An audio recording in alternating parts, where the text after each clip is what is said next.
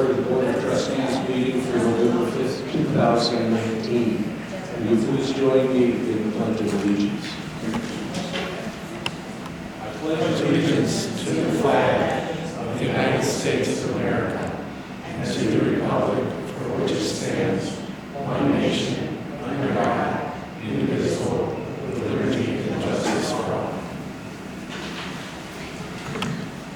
Thank you. I would like to welcome everybody this evening. I will point out that your mic doesn't work. That's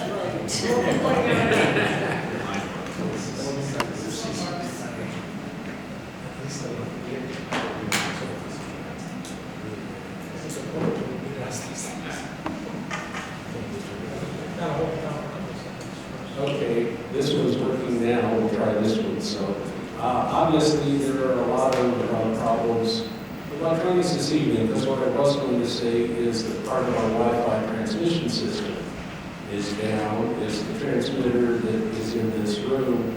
Those of you closer to the door might have Wi-Fi, but we unfortunately don't have the ability to project out the agenda and the other items that should be on the screen behind me. So, apologize for that. I will also ask that you please check your cell phones and either turn them off or put them on silent. May I have a roll call, please?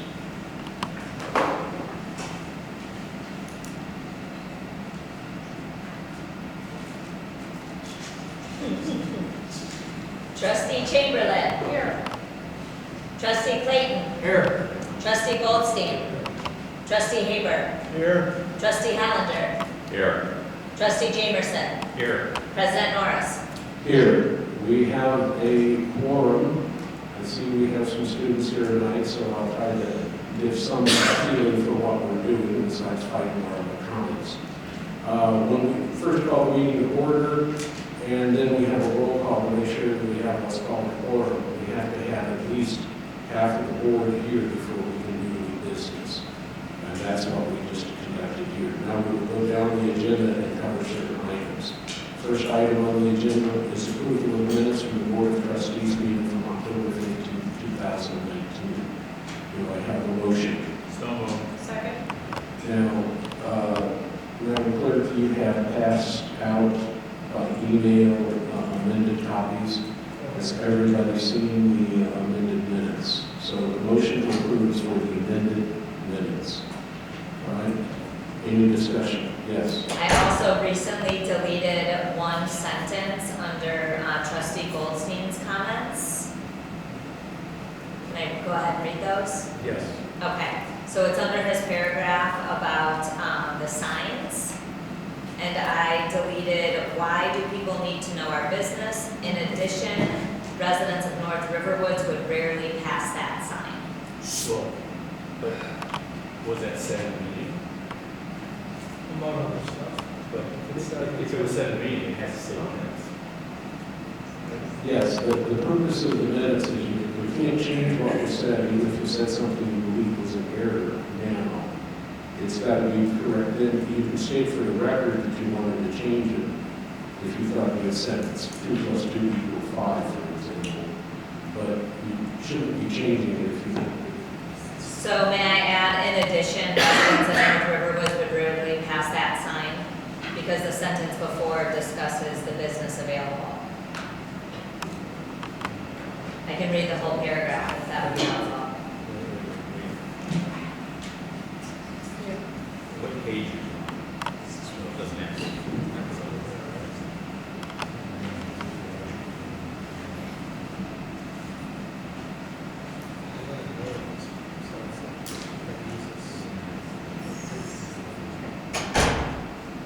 Go ahead, read this. So having notifications in one spot of the building is not ideal, as some of our residents may not regularly pass the proposed sign. In addition, he questions whether it is a good idea to have the communication of our village events and business available for all who pass through Riverwoods. In addition, residents of North Riverwoods would rarely pass that sign. Is that what you want to change? Yes.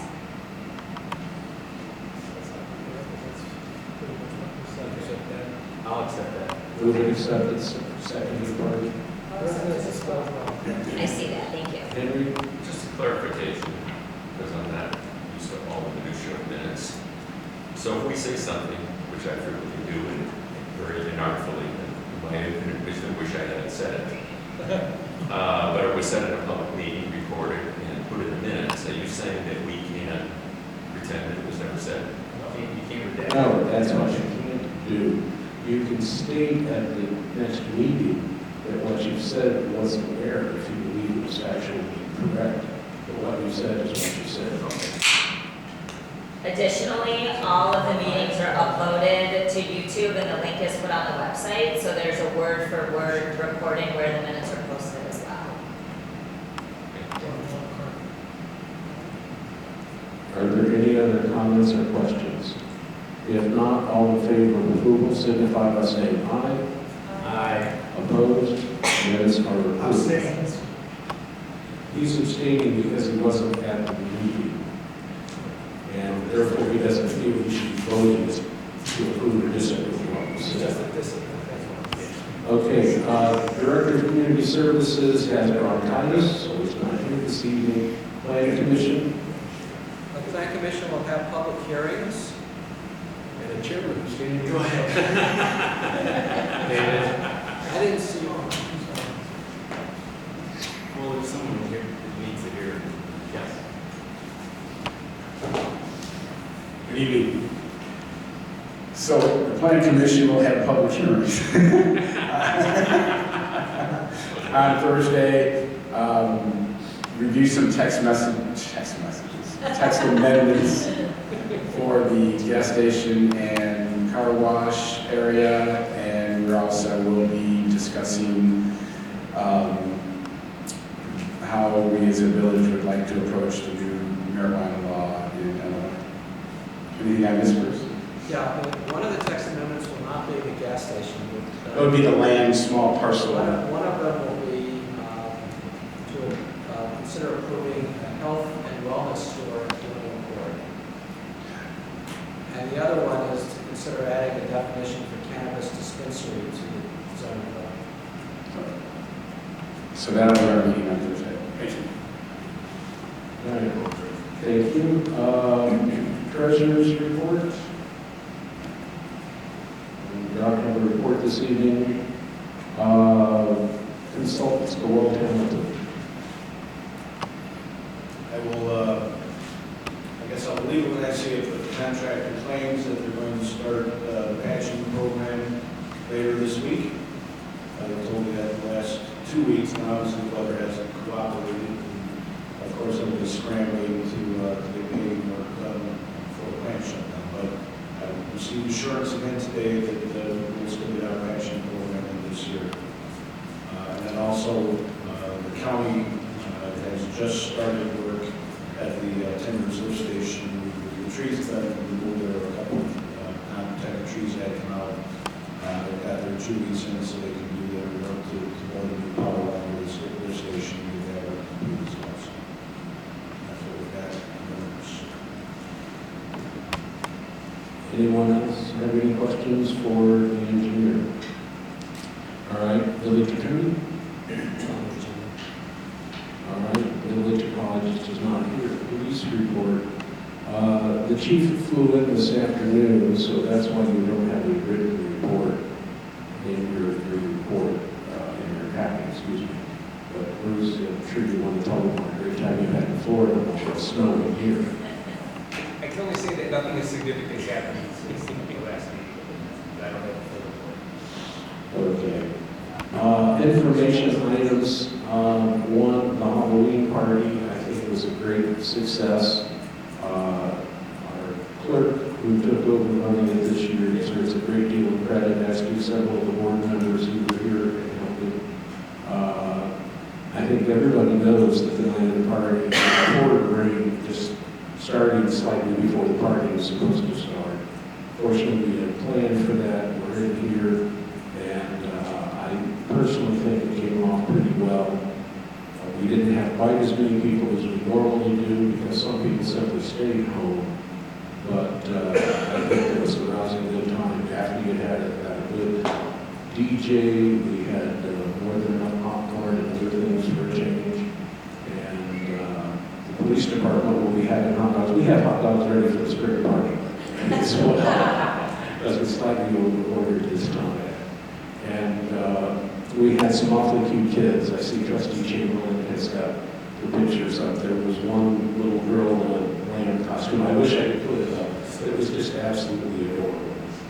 And so those of you who haven't been coming, A, bring your children or grandchildren. B, if they've outgrown you, come on over. There's a lot of cute kids. They're still fun to see and play with. And if they're not yours, it's even better. The next item of information is the sign report. I got an email that I haven't looked at because it came in just before the meeting started from Bob Hammer with his written comments. He basically said that he thought our design was pretty good. He was a little reluctant to talk about trying to shop it out because he's actually been involved in litigation where somebody took a design and changed it slightly, and people did it because they get very sensitive about their designs. And I know Cheryl has been talking with the design people who have been from trying to get lower bids or like a few other issues. I don't know, Cheryl, if there's anything you want to add. So we hopefully will be able to give you a more complete statement of where we are and costs, et cetera, by the next meeting. So I'm looking for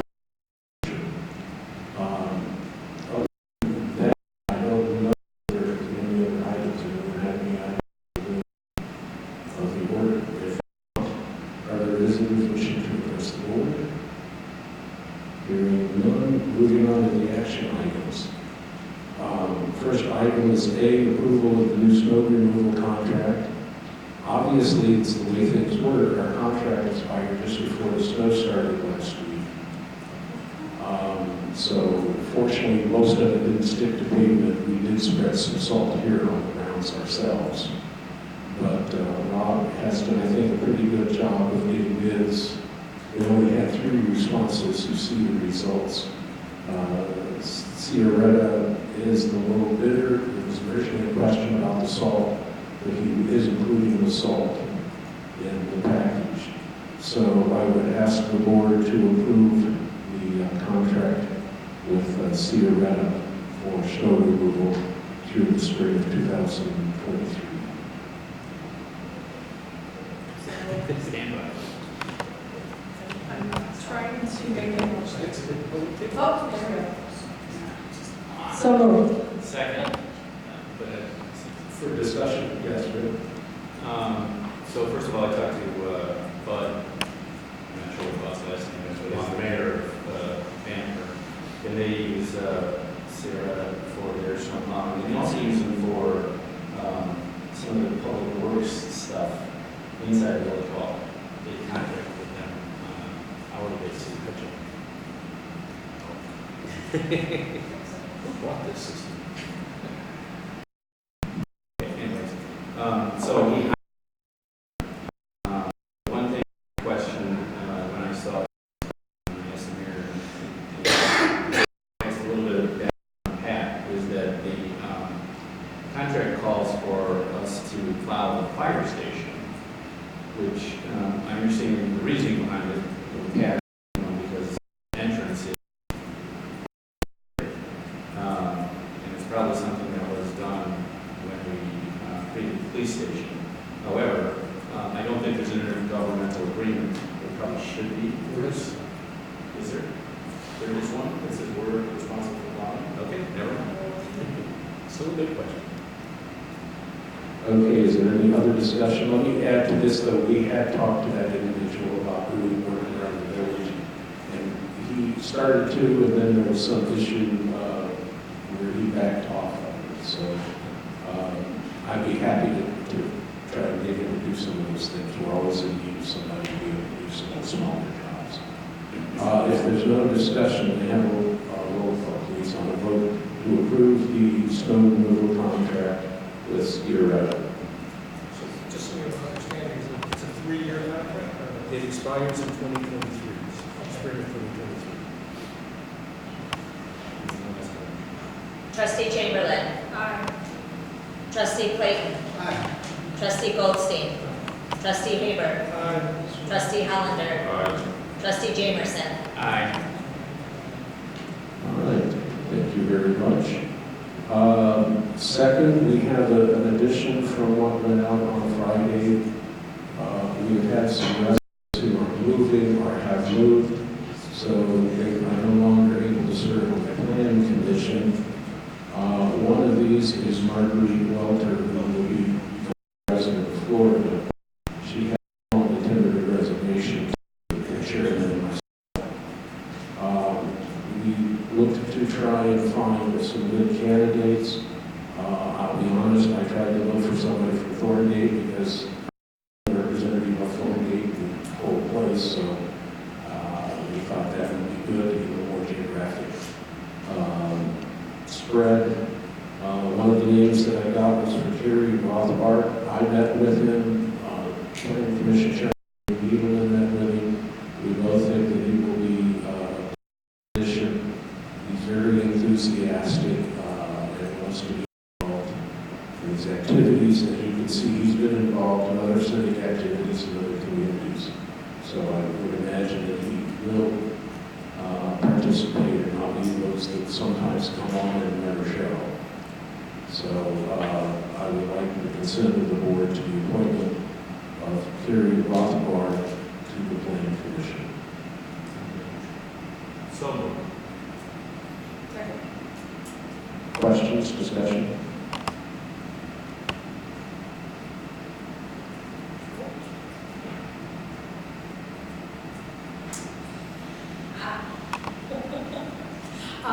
I don't know this gentleman, but I'm aware that we do need somebody from the Thorngate area, and I've asked that in the future we also consider some qualified women as well. So if we can be on the lookout for those, that would be great. Well, I would say that it is a position that I do try to make sure we have both geographic, gender, and ethnic diversity. But obviously, we need to have good people. So I think we can meet all of those criteria. And the most important right now is in some ways the physical diversity of different areas being included. David? Just as a note, today, the Plan Commission board, the level is 50%. What night? I couldn't hear. So, yes, we did have 50% before. David's not sure. Okay, we have a motion in the second session. All those in favor of nomination signify by saying aye. Aye. Opposed? Nomination is approved. Thank you. Next item of business is an ordinance amending the text of the Riverwood zoning ordinance concerning the B1 neighborhood business district. Also, I think the best thing to do would be to turn to page 63 in the packet.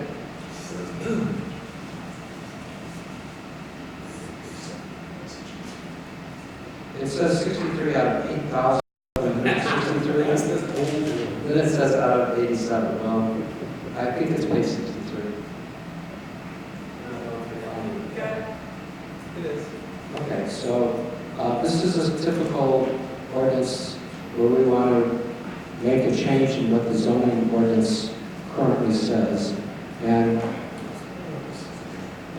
the main changes that we have to make in order to accommodate the uses that the petitioners proposed for 777 Saunders Road is we have to have a definition of a hand car wash and service facility. This is the definition that's been before the Plan Commission for some time with a number of tweaks and changes that came out really at the very end of the public hearing. As you've seen from the Plan Commission memo on this type of use would then be also added as a type of use that could be authorized on one of our small parcels, what we call a small parcel special use. And goes into the part of the B1 district standards. If this ordinance is approved, then the board is in a position to consider the next ordinance on the agenda, which is actually granting the change in the special use for that particular parcel to authorize a hand car washing service facility. So this is the first step. Without the definition and the changes to zone code, we can't proceed on next. Are there any questions? Then we need either a motion to waive first reading or a motion to have first reading. I'll make a motion to waive first reading. Is there a second on the motion to waive first reading? Try to second. Okay. Trustee Chamberlain has seconded the, are all those in favor of waiving first reading signify by saying aye. Aye. Opposed? All right, first reading is waived. Do I have a motion for second reading and adoption of an ordinance amending the text of the Riverwood zoning ordinance concerning the B1 neighborhood district? So, Second. Discussion. Hearing none, roll call please. Trustee Clayton. Aye. Trustee Goldstein. Trustee Haber. Trustee Hollinger. Aye. Trustee Jamerson. Aye. Trustee Chamberlain. Okay, for those in the audience, with an ordinance, we normally have it come before the board twice, for first reading and second reading. On some things that are a little more procedural and don't need as much discussion, or those things that are very straightforward, we may waive the first reading, but it requires a motion. That's what we did to begin with. Then we have the second reading, which is when we adopt or decline to adopt an ordinance. In this case, we did adopt it, and we need to do that by a roll call vote. Well, the first motion is one that you can do just on a voice vote. All right, having done that, moving Excuse on. me. Yes. That was ordinance 1911-19. Thank you, sorry to cut you off there. Item C, an ordinance amending the small parcel special use for 777 Saunders Road and authorizing a hand car washing service facility. Before I ask for either a first reading or a waiver thereof, you should know that not all of the escrow money has been paid out at this point. Our consultants, our bills are slightly higher by several thousand, which just didn't come in where we stand right now. So the first reading might be the most appropriate here. But I will leave that to the board. Make a motion for first reading. Second. Discussion.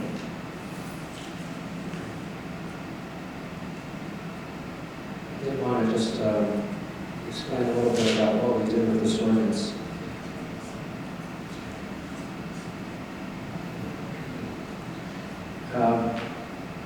We approved a different type of use on this parcel a couple of years ago. It was for what we called a limited restaurant. I think that's what we called it. And it was a health food restaurant, if I remember correctly. And that the ordinance approving that use looked a lot like this ordinance. So one of the questions was we're amending what had been approved before, and we're substituting a hand car wash for the limited restaurant. So the whereas clauses basically take you through the history of this. Section 2 of the ordinance, this is on page 68 of the packet.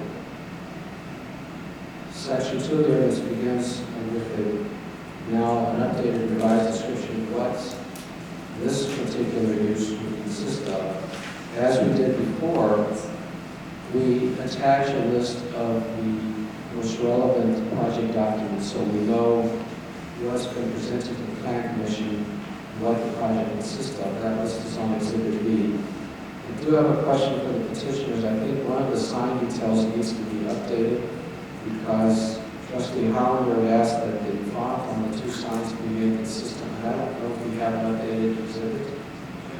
Yes, Do we have we received? we had, I sent it on Mr. Robert. All I have is that was my question, all I have is on page 46 here.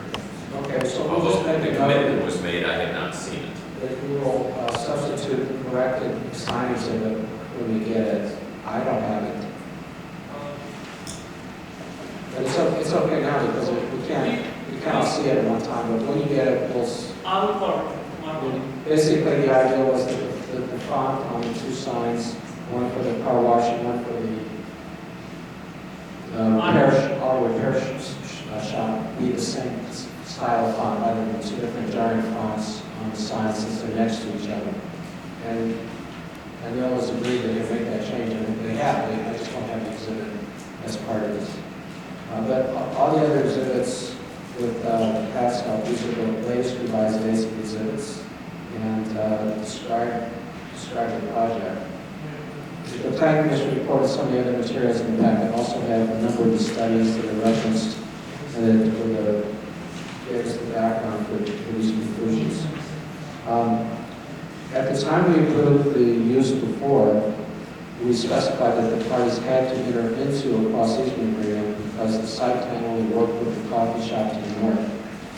2 years later, we know the agreement was entered into, in fact, it's recorded, so we've updated the ordinance to refer to the fact that there is a cross-easement agreement and that has to still be maintained and kept in place, not amended without the consent of the village, insofar as it concerns issues of access and circulation.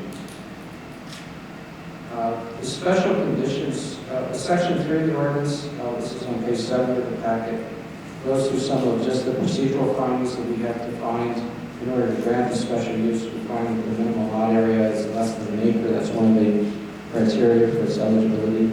It's a small parcel, special use. And modify a few of the standard requirements in the B1 district, most of which are geared to a larger lot and that this particular development could satisfy. As before, we specify the turning movements have to conform to the traffic circulation plan and that they're subject to basically whatever restrictions we put on the coffee shop in terms of left turn lane, left turn turns out of the site. They could be subject to the same restrictions as we might impose on the coffee shop, though we haven't found any need to do so in the last several years. Finally, on page 71 of the packet, we go through some of the findings. As before, we maintained the special use payment. It doesn't kick in until the facility opens for business, but we kept it in. It was in before for the health food restaurant. And at the bottom in subsection H, we tried to identify what was unique about this particular use in terms of suggested conditions. There's 6 parking spaces on the west boundary of the property, perpendicular to Saunders Road, that we would like to see reserved for employees. I think the language in some of the petitioner's materials would be primarily reserved for employees. The idea is that by having employees park in that location, it keeps the spaces that are closer to the coffee shop open for patrons of either of the businesses. And that was part of the petitioner's plan, and we think it's a good idea.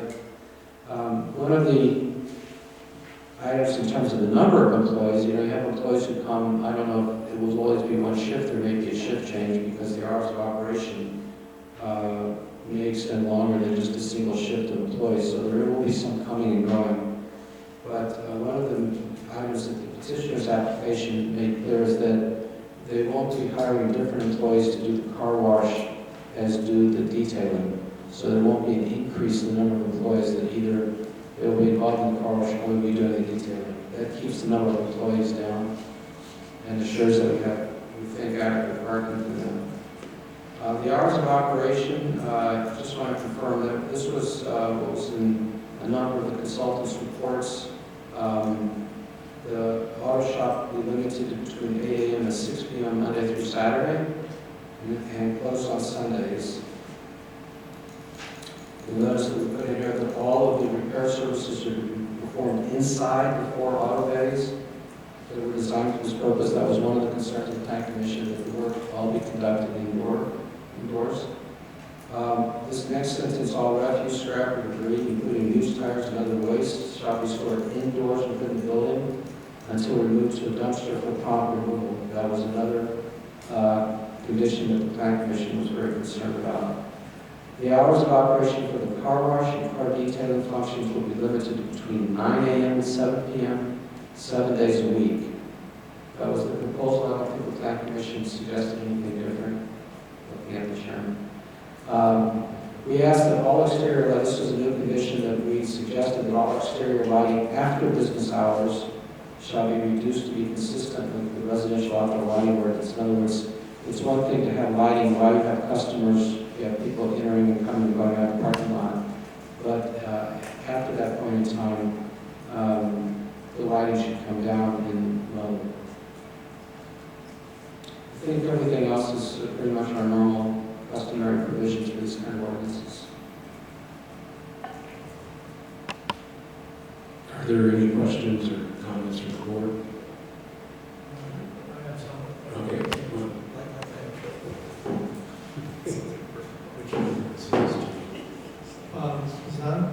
So just looking at page 69, I'm wondering why it's the auto repair component is for appointment only, and is that something that we're actually going to be able to monitor? So why do we monitor the ordinance? Maybe, I can recall what was said at the Plan Commission. Why don't we invite Neil up to answer your question? Because we were told that people may come in for an emergency, may have a problem, but for the most part, the way people do repairs today is they call you up, they schedule an appointment, they come in at a prescribed time.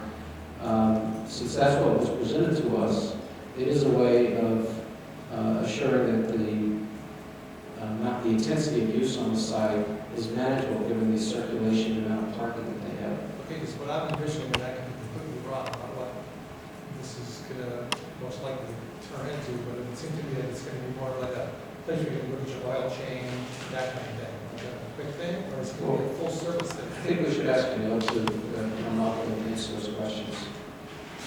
You know, the other thing went up there, I think lounge instead of lunge, maybe that's a typographical. Everybody has to do it. It should be miles on lunch. It's a vision thing. And then the other question, which I'll give you both, so that you can answer both. Why would the car wash start an hour later than the service station? Hi, my name is Anil Abbott, and I'm presenting for 77 Service Road. The first questions we have, the answer is most of the any like auto shop, repair shop do the as appointment, because if we have somebody's come to oil change, if we have some ways empty, we can do it. That's why we have some extra parking. But most of the 90%, 99% we taking as appointment. But so far right now we're doing is almost 7 years with the auto shop. Everything is on an appointment. And people in this right now in the gas station. So and we don't have any problems. So everybody's happy, and so because we have a gas station have a lot of issue for parking. So we don't take it anything without appointments because it's very small location. And second answer for 9 o'clock, we don't want to be, because we have a 3 business there. One is auto shop, one is coffee shop. We don't want to be a lot of traffic is, crashing each other. So 9 o'clock we opening car wash. The most of our coffee business and auto shop dropping car is early morning. So that's why we don't want to open it. These were the petitioner's self-imposed limits, shall we say, rather than ours. Works for me. We're more than happy to memorialize it. Are there any other questions, substantive questions that need to be answered, or if not, then, yes, Joe. Sure. Everyone gets there first. I recall for this property, we had an agreement with Deerfield. I don't recall exactly what the agreement stated. Are there any implications with regard to? Well, part of it, the agreement was that it would be the health food restaurant and that we would share some of the sales tax revenue with them for 3 years, I think it was, 2 or 3 years, I don't remember. We have been in contact with Deerfield and they have no problem, is my understanding. That's what I'll I think. think what they suggest, I think what they suggested is that, especially if we do a first reading tonight, that we send them the final ordinances, and that they would then work with us to amend the intergovernmental agreement. I don't know exactly what they would say other than this use is now authorized instead of the use that was there.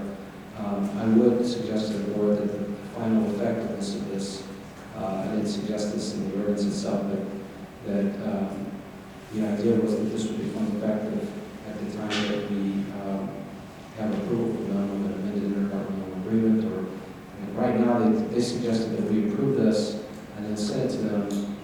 That might be the other way to go. Just say we approved it, here it is, and that's what we're going. I've given them a number of options in terms of how they wanted to proceed, and I think they were comfortable with that at this point. I've shared with them all the materials and see exactly what's been good for us.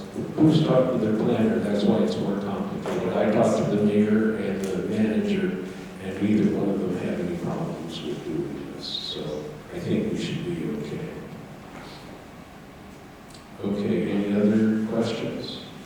If not, all those in favor of first reading signify by saying aye. Aye. Opposed? We've had first reading, so the next meeting we will make the necessary spelling changes and hopefully get this passed so you'll be on your way. The next item of business, item D, Thorngate Reservoir additional inspection recommendations. Pat? Thank you. So, as part of our assessment, as a reminder to the board perhaps, the Thorngate Reservoir was built in the early 90s. It really hasn't had a thorough inspection and assessment since then.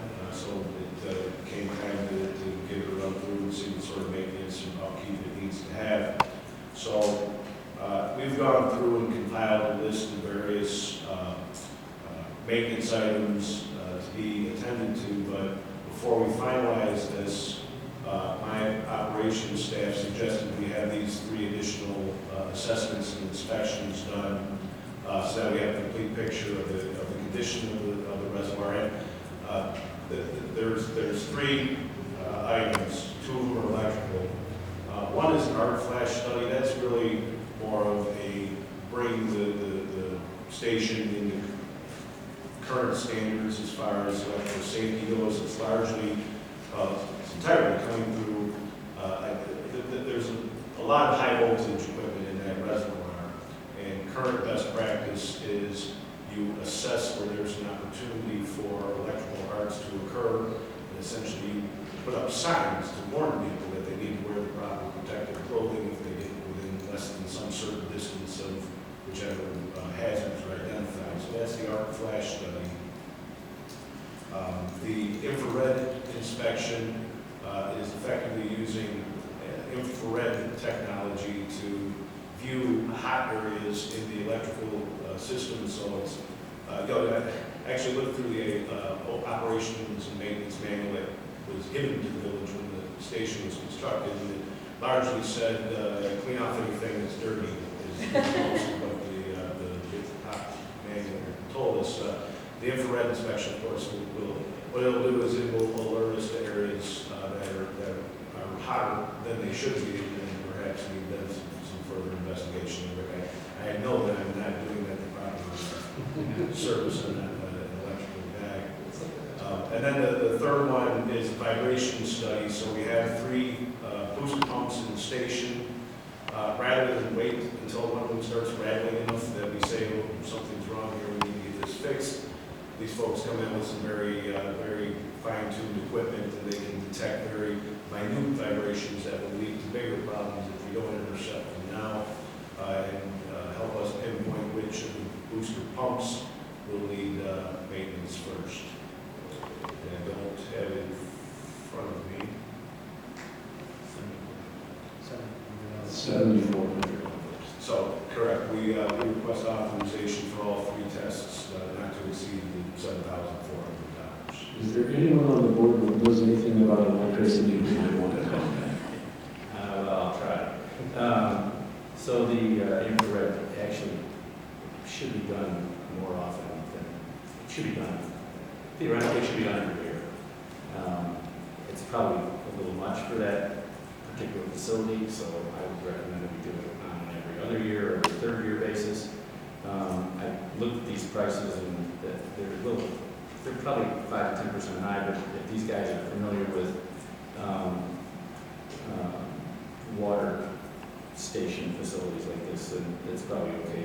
The arc flash is actually a national electrical code requirement now that all electrical equipment have the hazard level posted, and it has to do with the safety of the people working on the equipment. So it should be on there.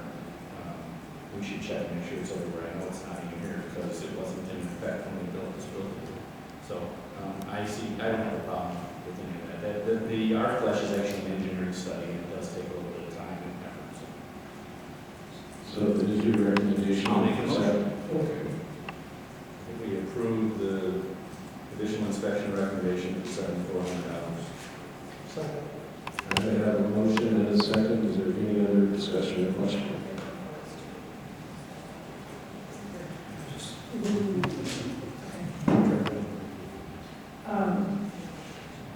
I noticed that, this is a really minor thing, but I noticed that the quote for the vibration testing was actually 2,224, but you 2,500. Were you just rounding?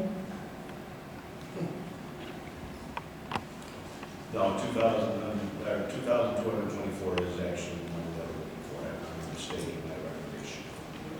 I'll amend my motion to not to exceed $7,400. There you go. Somebody down there. Oh, Mike said. I accept it. Thank you. Okay, City Council is worth something. Is a good microphone here. All right, we have a motion and second. Is there any further question or discussion? Hearing none, then may I have a roll call vote on a motion to approve the Thorngate Reservoir additional inspection recommendations for an amount not to exceed $7,400.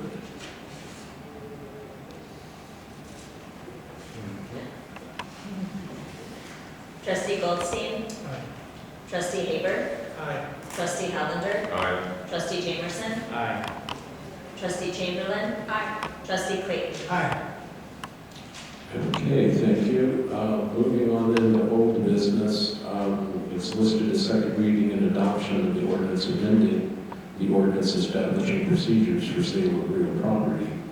And just as a side note, for those of you who see what's the name of it, the Deerfield, something, that email that comes around listing all of the things going on, it said we were going to have a vote on an ordinance regulating the sale of real estate. So we've had calls or things from the North Shore Realtor saying, "How are you doing? How are you doing?"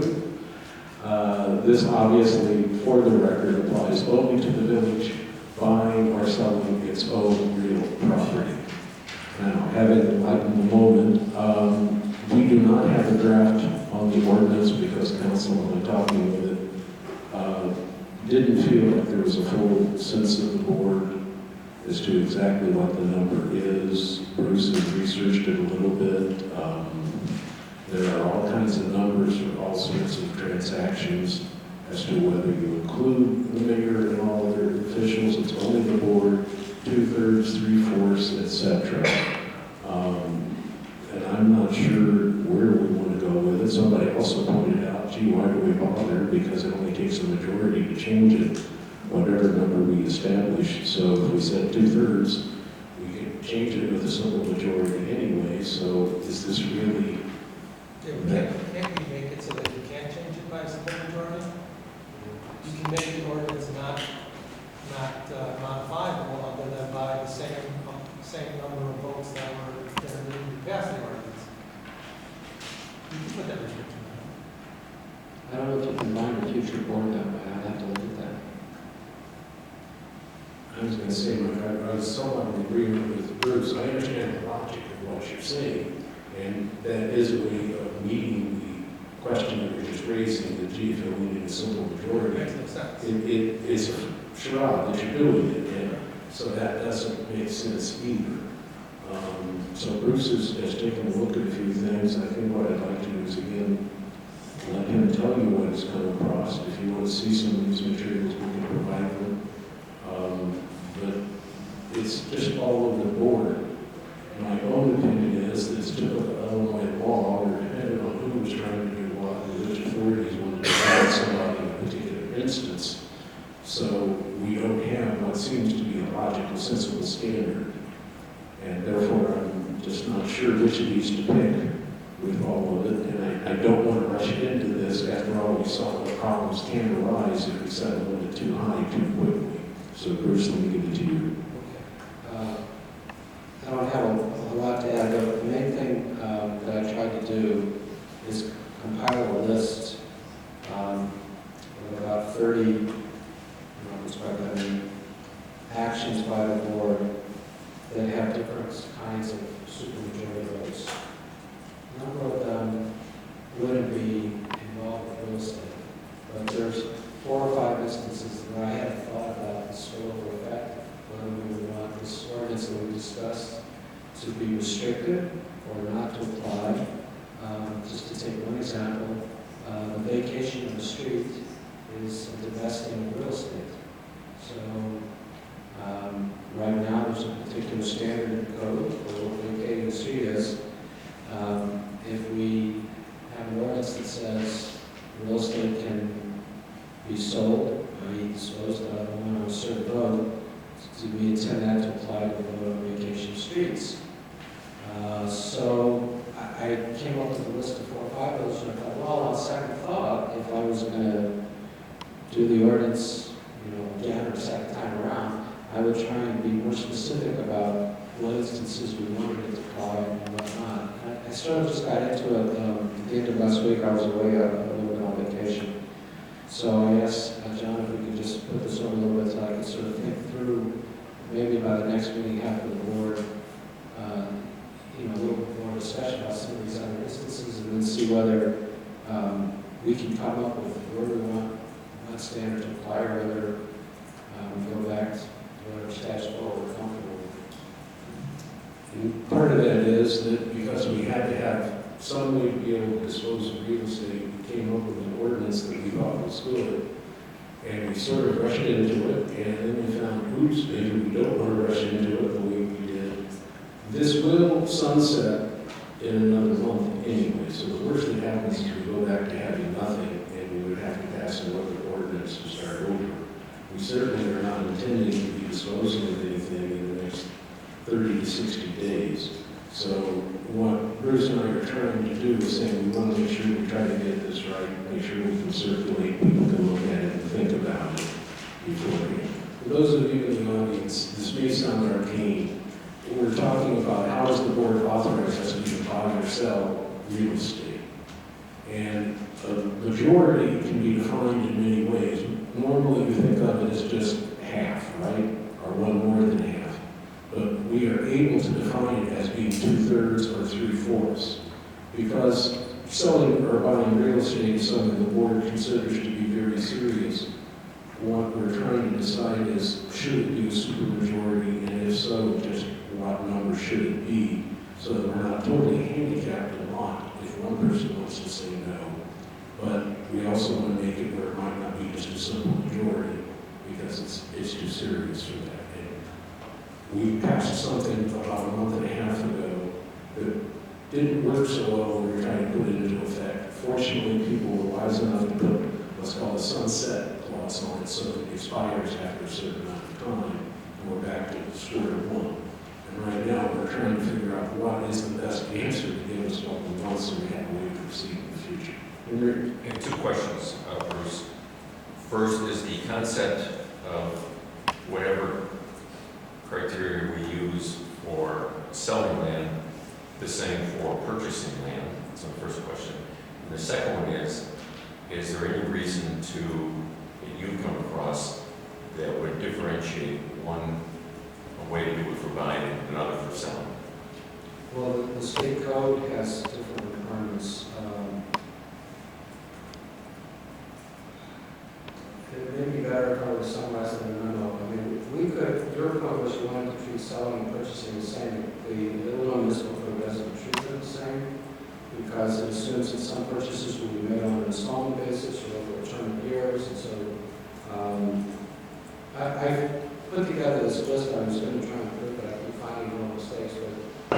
basically, if you sell property through one procedure, there's votes. If it's through a bid process, if it's through an appraisal process, there's another type of vote. So it gets very granular. Let me modify what you said, you thought I said. My idea was that if you buy something or sell something, it ought to require the same number of votes. But I am easily persuaded that there are situations where that might not apply. It just seemed reasonable, but I've been shown many times where I'm unreasonable, so. Remember, there's minutes. Yeah. Yeah, and that's going into the minutes. Can't change. Anyway, I think we understood your question to be, is there a reason or a distinction between buying property versus selling property? And I think the answer is there seems to be, but it doesn't seem to be consistent and not necessarily the logic that I've been able to identify. And I can identify it easily with minutes. Yes.